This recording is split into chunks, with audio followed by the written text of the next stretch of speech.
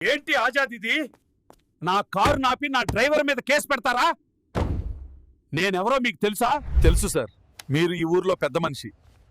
కానీ మీ driver wrong రూట్లో వచ్చి ఈ రామయ్య బండిని గుద్దాడు, అందుకే కేసు రాశాం. వీడి కోసం నన్ను స్టేషన్కి పిలుస్తారా? వీడి బండికి ఎంత అవుతుంది? ఒక 500 పడేయండి, సర్దుకుపోతాడు. నా టైం వేస్ట్ చేయకండి. మీరు పెద్దవారు, కానీ నేను నా బండి మీద రోజు కూరగాయలు అమ్ముకుంటేనే నా ఇల్లు గడుస్తుంది. మీ డ్రైవర్ గారే తాగేసి కారు నడిపారు సార్.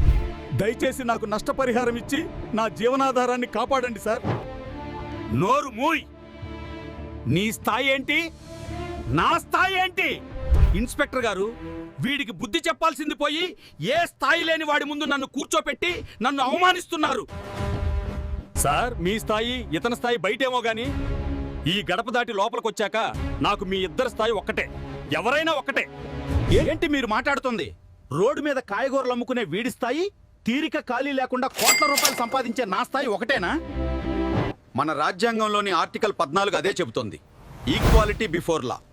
అంటే చట్టం ముందు అందరూ సమానులే.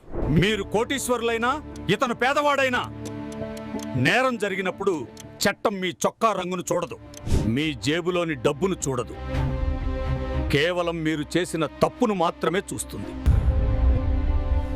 మీ హోదా మీకు గౌరవాన్నివ్వచ్చు, కానీ చట్టం నుంచి మినహాయింపు ఇవ్వదు. రామయ్యకు జరిగిన నష్టానికి మీరు పరిహారం కట్టాల్సిందే. మీ డ్రైవర్ మీద చట్టపరమైన చర్యలు తీసుకోవాల్సిందే. ఎందుకంటే ఈ దేశంలో అందరికీ సమాన రక్షణ ఉంటుంది. చాలా తప్పుగా మాట్లాడాను, నన్ను క్షమించండి ఆజాద్ గారు.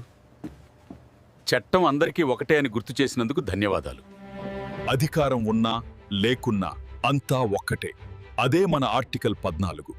సమానత్వమే ప్రజాస్వామ్యానికి పునాది.